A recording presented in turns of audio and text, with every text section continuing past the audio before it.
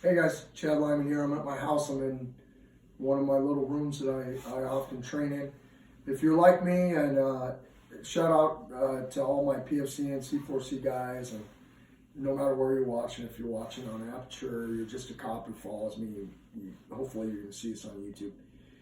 Getting some training reps in my house with firearms.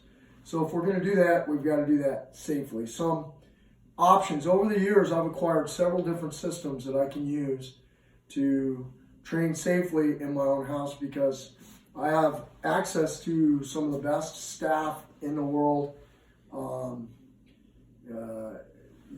Hopefully you're following PFC Training, Paul Frank Charlie Training on Instagram, on Facebook, on YouTube. Hopefully you're following the guys that train or teach full-time for PFC. We also have a phenomenal facility, 77-acre range. It's probably 2 hours from my house.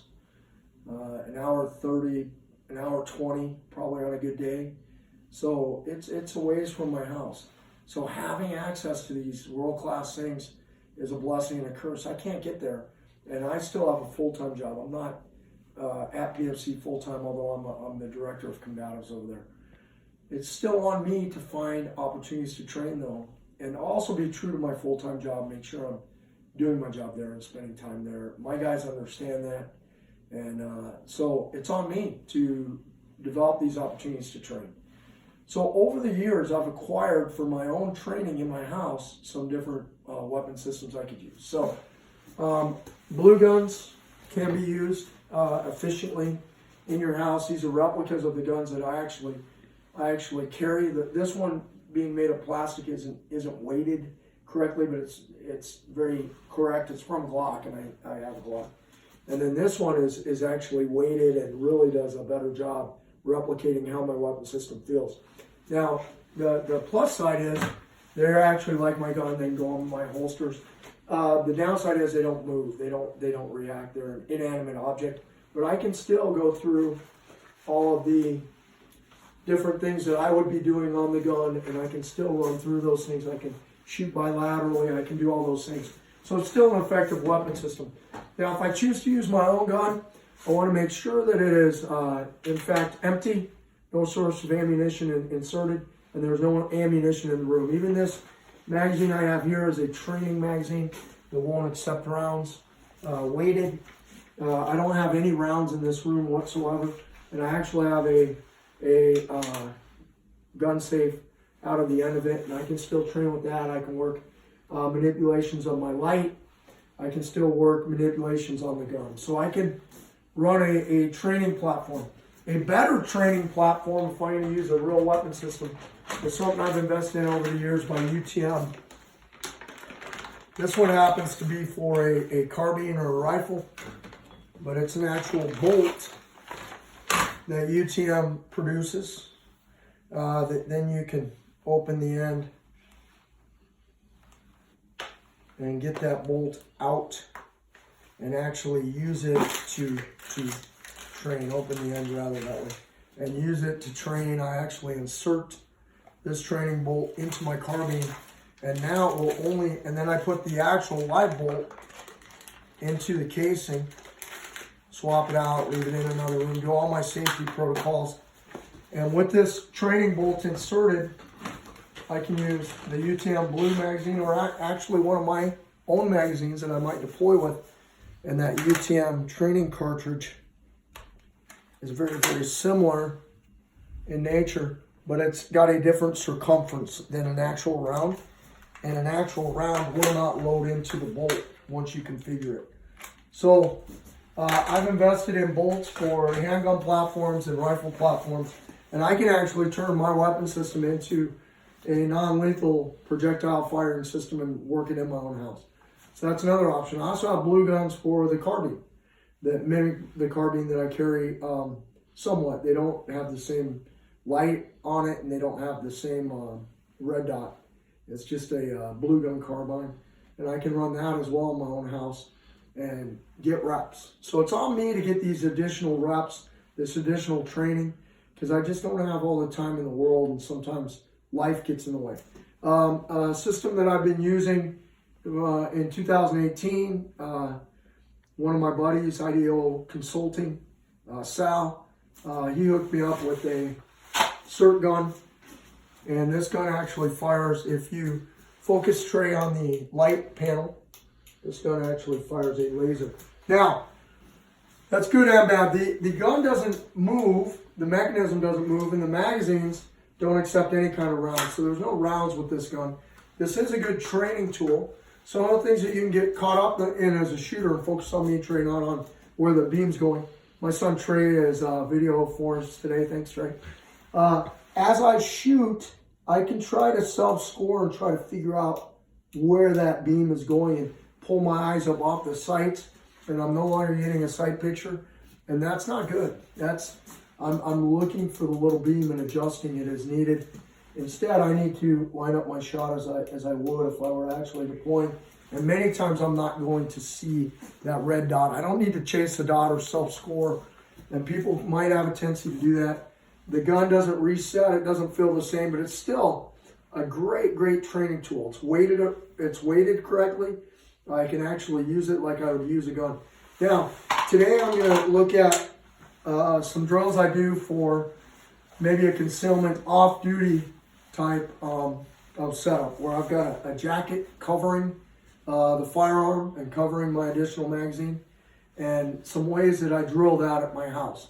Trying to come forward for a second, you might lose me and go up against the wall. I have on TV, you don't need to show this necessarily, T, but I have UFC Fight Pass on TV, and I'm going to have a fight that I'm going to have come up, and I'll mute it because we don't need to have the narration. But this fight is going to be Edson Barbosa against Tony Ferguson, which was a great fight. Okay. Or we could even go Paul Felder. Hold on, let me find the right fight here. Here we go. We'll do Paul Felder.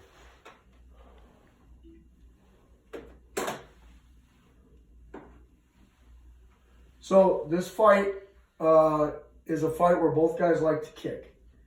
So I picked it, I selected it, and what I'm going to do is I'm going to watch the fight, okay? So I like watching the fights, that's cool, I get to watch the fight. But as I watch the fight, I've got a SIRT gun system. You can slide back over, Trey. They don't need to see the screen. I've got a SIRT gun system on me. And every time one of these two guys kicks each other, for my purpose, as an officer or as an off-duty guy, that's going to be a guy introduced a gun and he's shooting at the other guy every time they kick each other. Now, the firearm safety rules still apply. As I go to my gun and I get it out and I start trying to find the guy who kicked, Paul Felder just kicked, I'm trying to shoot him. As I try to engage him, if Edson gets in the way, I've got to lower my muzzle. If the ref gets in the way, if there's people all around him, but if I see someone clearly in the backdrop, then I'm going to suppress the gun and move for a better angle. But every time one of these guys kicks, that's like there's been a lethal engagement. There's a drill I might do. So Trey, kind of slide up over here. You can video. I'm just going to watch for a second. So I'm watching the fight. I can even do exercises. Boom, there was a kick. One of them kicked the other one. Every time they go off the guy who kicked, well, then that means the engagement's over. Now, if they go off for some time like they are right now, I might simulate checking magazine. I might do attack reload. And I'm getting my gun back up. Boom, one of them just kicked again. So now I'm back in the fight. And I'm shooting the guy who kicked. Once that engagement's over, I might do a reload. If no one's kicking anyone, I can keep my eyes down range, recover my gear, put my gear away. Unfortunately, one of them got kicked in the groin, so he's trying to work it out. So there's not going to be any action for a minute. But then I'm going to watch the fight, and I'm back in, concealed. If I'm in my front room, I could be sitting on the couch, whatever it is. and I'm here in this motion. Now, once I start fighting again, one of them kicks, the gun comes out, on the move, I can shoot, I can switch, go one-handed, come here. The guy who just kicked faded away again. Now we've got an opportunity where I can't shoot, and I can just, in my mind, have the engagement be over and conduct a reload. And I'm all the way back in the holster again. They're fighting again, so I'm just watching the fight. Kicks.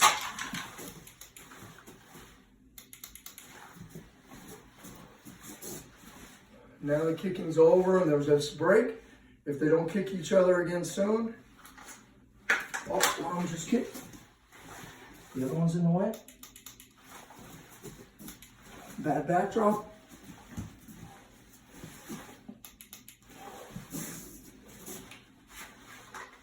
Kick just happened on my reload, which could happen. Maybe he goes hot again, and I'm out of the way. Holster, everyone's kicking each other. Oh. And I can be moving and shooting. The other one kicked. And let it reload. Go get my gear. Oh, kicked.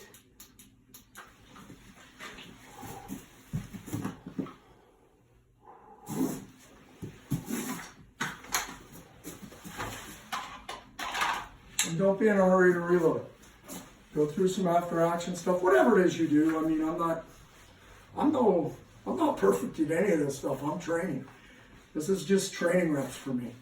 But I'm getting used to getting that garment out of the way, getting some purchase on that gun, starting to shoot, remembering to move, lowering that gun when I don't have a shot. This is a way to drill in your own house, have it be effective. Shoot, you could just pick out a spot on the wall and just practice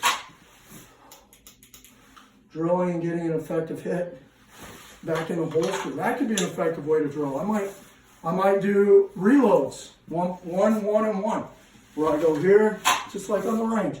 Boom, come back.